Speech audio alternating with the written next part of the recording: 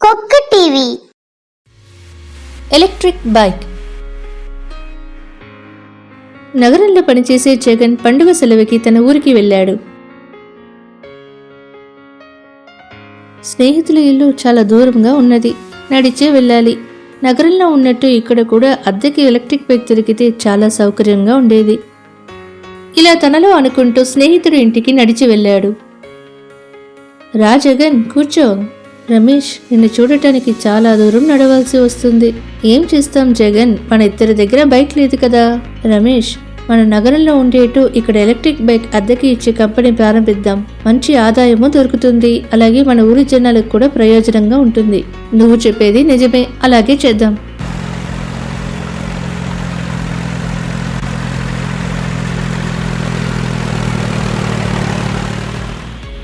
జగన్, రమేష్ ఇద్దరు కొన్ని ఎలక్ట్రిక్ బైక్లను కొని ఊరికి తెచ్చారు.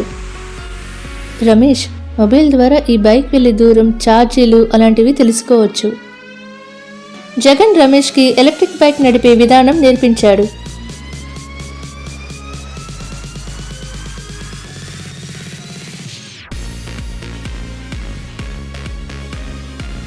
నవీనమైన ఎలక్ట్రిక్ బైక్ని ఆ ఊర్లో ఉన్న అందరూ తమ తమ అవసరాలకు ఉపయోగించుకున్నారు. అందువల్ల వాళ్ళు వెళ్లాలనుకున్న చోటికి తక్కువ ఛార్జీలకే వెళ్ళి వచ్చారు.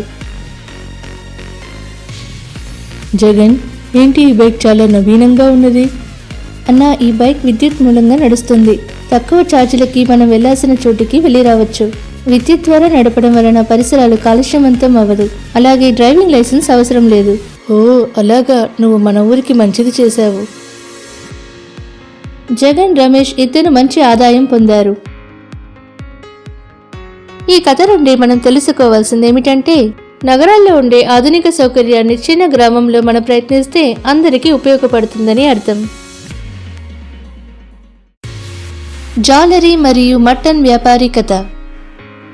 ముత్తు చేపలు పట్టేవాడు. అతను నదిలో చేపలు పట్టి పక్కన గ్రామంలో ఉన్న ఒక మటన్ వ్యాపారి దగ్గర అమ్మేవాడు. అన్నా, ఇదిగోండి చేపలు. మని చేపలను తూకం వేసి చూశాడు.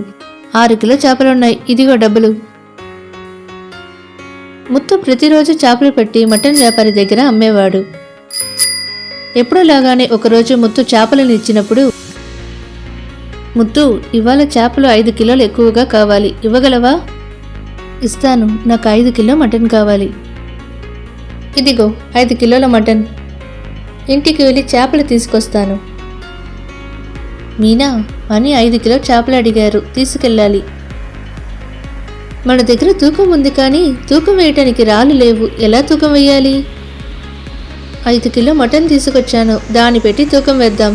ముత్తు తూకంలో ఉన్న ఒక తట్టెలో మటన్ పెట్టాడు, మరొక తట్టెలో దానికి సమంగా చేపలు పెట్టి తూకం వేశాడు. ఆ చేపలను అంగడికి తీసుకెళ్లాడు. ఇదిగో 5 కిలోల చేపలు, నాకు 5 కిలో మటన్ మరియు 5 కిలో చేపలు కావాలి. ఇదిగో మటన్. మటన్ ఇచ్చిన మని చేపలను తూకం వేసి చూసినప్పుడు చేపలు 4 కిలోలు మాత్రమే ఉన్నాయి. ముత్తు, చేపల బరువు తక్కువగా ఉంది. ఇంట్లో తూకానికి ఒక తట్టెలో మీ దగ్గర తీసుకున్న మటన్ను, మరొక తట్టెలో చేపలను సమంగా పెట్టి తూకం వేసి తెచ్చాను. మనీ తప్పు చేస్తున్నట్లున్నాడు. మనం కొన్న మటన్ తక్కువగా ఉన్నట్లుంది. మనీ, ఈ మటన్ని తూకం వేసి ఇవ్వు. అయ్యా, మటన్ సరిగానే తూకం వేసి ఇచ్చాను. లేదు, తూకం వేయి చూద్దాం. మణి తూకం వేసి చూశాడు. మటన్ బరువు సరిగ్గానే ఉన్నింది. నానా, ఇక్కడ చూడండి, తూకం అడుగున అయస్కాంతం ఉంది. అయస్కాంతాన్ని రాజు తీసిన వెంటనే మటన్ బరువు తగ్గింది. మణి, అయస్కాంతం పెట్టి బరువు తగ్గించి ఇన్ని రోజులు వ్యాపారం చేసి వచ్చావు. ఇక మేము ఎవ్వరు నీ దగ్గర ఏమి కొనము. అందరూ నన్ను క్షమించండి, ఇక నుండి సరిగ్గా తూకం వేసి వ్యాపారం చేస్తాను. ఈ కథ నుండి మనం తెలుసుకోవాల్సింది ఏమిటంటే, నిజాయితీ గల వ్యాపారమే నిలిచి ఉంటుంది. ఆటో రాణి. వసంతిపురి అనే ఒక చిన్న గ్రామం ఉంది. అక్కడి నుండి వేరే ఊర్లకు వెళ్లి రావడానికి వాహనాలు లేవు. వసంతపురిలో రాజా అనే అతను ఆటో నడిపేవాడు. రండి అన్నా, అలగాపురికి వెళ్ళాలి. అలగాపురికి వెళ్ళడానికి 100 రూపాయలు అవుతుంది. ఏంటి 100 రూపాయలు? 80 రూపాయలు తీసుకో. పెట్రోల్ ధర ఎక్కువగా ఉంది, 80 రూపాయలకు ఆటో రాదు. సరే, 100 రూపాయలు ఇస్తాను.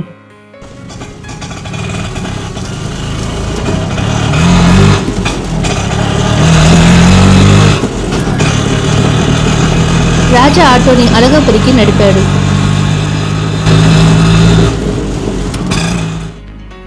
తమ్ముడు, వసంతపురికే కదా వెళ్తున్నావు, నేను ఆటోలో వస్తాను. సరే రండి, కూర్చోండి.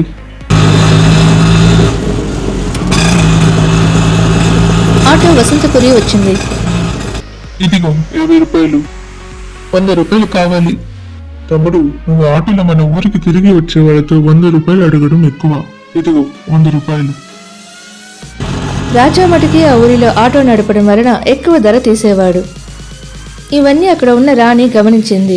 నగరంలో ఆడవాళ్ళు ఆటో నడుపుతున్నారు, మనం కూడా ఆటో నడిపి ఇక్కడున్న వాళ్ళకి సహాయపడదాం. ఇలా అనుకున్న రాణి నగరానికి వెళ్లి ఆటో తీసుకొచ్చింది.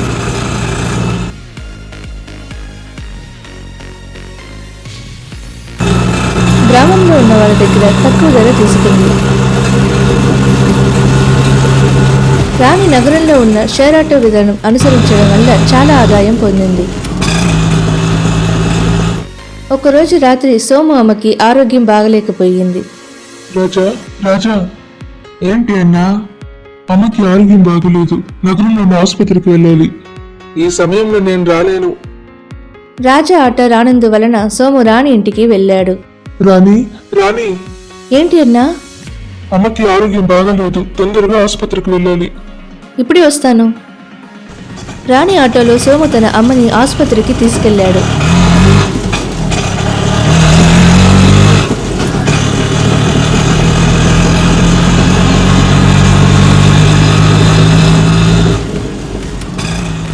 కొద్ది రోజుల్లోనే సోము అమ్మ ఆరోగ్యం నయమయ్యి ఇంటికి తిరిగి వచ్చారు.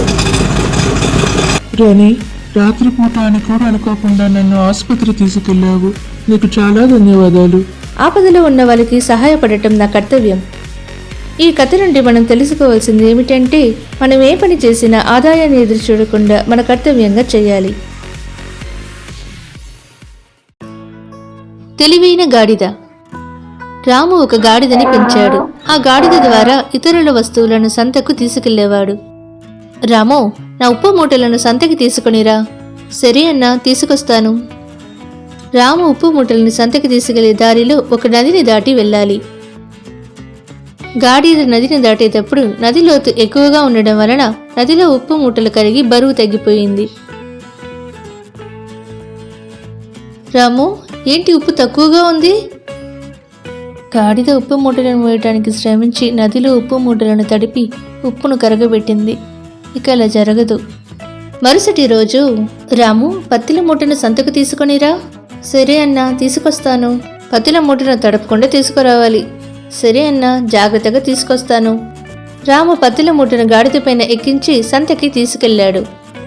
నేను కావాలని నదిలో ఉప్పు మూటలను తడిపానని యజమాని అనుకుంటున్నారు, కాబట్టి నదిలో లోతు తక్కువగా ఉన్న చోటు ద్వారా ఈ పత్తిల మూటను తీసుకువెళ్దాం. ఇలా అనుకున్న గాడిద పత్తిల మూటను నదిలో లోతు లేని చోటుగా ప్రయాణం చేసింది. పత్తిల మూటలు నీటిలో తడవలేదు. పర్వాలేదు, మన గాడిద పత్తిల మూటలు తడపకుండా నదిని దాటింది. ఇది తెలివైన గాడిదే. అయ్యా, నాకు చాలా బాధగా ఉంది. ఎందుకు బాధపడుతున్నావు? అయ్యా, నా దగ్గర డబ్బులు ఉన్నప్పుడు సంతోషంగా, డబ్బు లేనప్పుడు బాధగాను, అలాగే మనశ్శాంతి లేకుండా ఉన్నాను. ఎప్పుడూ బాధపడకుండా ఉండటానికి ఏదైనా దారి ఉందా? ఇక్కడ చూడు, ఈ గాడిద ఏం చేస్తుంది? మురికి బట్టలను నది దగ్గర తీసుకెళ్తుంది. గాడిద ముఖం చూడు, మురికి గుడ్డలను మోస్తున్నందుకు కొంచెం కూడా బాధపడట్లేదు. సాయంత్రం ఈ గాడిద నది నుండి వస్తుంది, అప్పుడు చూద్దాం.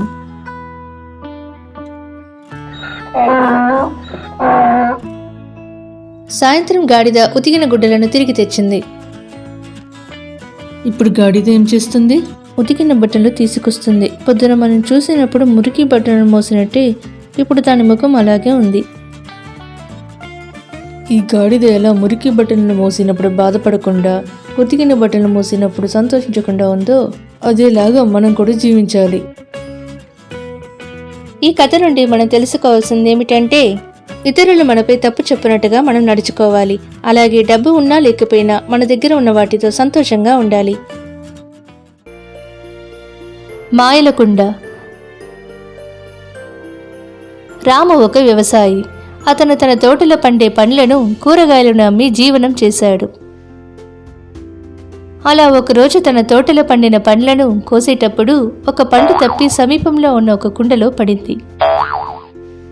రాము ఆ పండును తీయడానికి కుండ దగ్గరికి వెళ్లి చూశాడు. చూసినప్పుడు ఆ కుండ నిండుగా పండ్లు ఉండింది.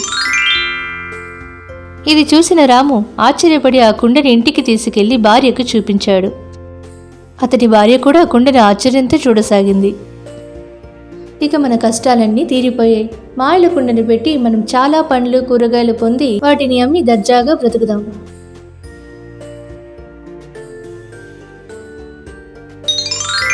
రాము మాయల కుండను పెట్టి ఎక్కువ కూరగాయలు పండ్లను పొంది పెద్ద స్థాయిలో వ్యాపారం చేయడం మొదలుపెట్టాడు. కొన్ని రోజులకే రాము వ్యాపారంలో బాగా ఆదాయం పొంది సౌకర్యంగా విలాసవంతంగా జీవనం సాగించాడు. రాము పక్కనింట్లో ఉన్న సోము ఇదంతా గమనించసాగాడు. వ్యవసాయం చేయకుండా రాముకి కూరగాయలు పండ్లు ఎలా దొరుకుతుందని తెలుసుకోవడం కోసం అతని ఇంటిని గమనించసాగాడు. రాము పండ్లను మాయల కుండలో వేయడం చూశాడు.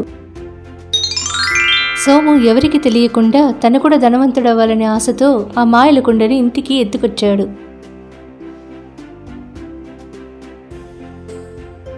సోము ఆ మాయల కుండలో కూరగాయలు పండ్లను వేయుటకు బదులుగా తన దగ్గర ఉన్న ఒక బంగారు నాణాన్ని వేసి తొందరగా ధనవంతుడవ్వాలనుకున్నాడు. కానీ ఆ కుండ నిండేలోగా తన 2 చేతులను కుండలోకి వదిలాడు. కానీ సోము చేతులు కుండలో ఇరుక్కుపోయాయి. ఎంత ప్రయత్నించినా చేతులు కుండ నుండి వెనక్కి ఎత్తలేకపోయాడు. సోము బాధలో గట్టిగా అరవడం మొదలుపెట్టాడు. సోము అరుపులు విన్న రాము అక్కడికి వచ్చి కుండను విరగకొట్టి సోముని కాపాడాడు. సోము, నాకు ఈ మాయల కుండ వచ్చిన తర్వాత ఆడంబర జీవనం గడిపాను. కానీ నా ఆరోగ్యం మనశ్శాంతిని బాగా కోల్పోయాను. అందువలన ఈ మాయల కుండను వదిలేసి మన ఇద్దరం మునుపటిలాగా వ్యవసాయం చేసి సంతోషంగా గడుపుదాం. ఈ కథ నుండి మనం తెలుసుకున్న నీతి ఏమిటంటే, కష్టపడి పనిచేయకుండా దొరికిన సంపద మన ఆరోగ్యాన్ని మనశ్శాంతిని బాధించును.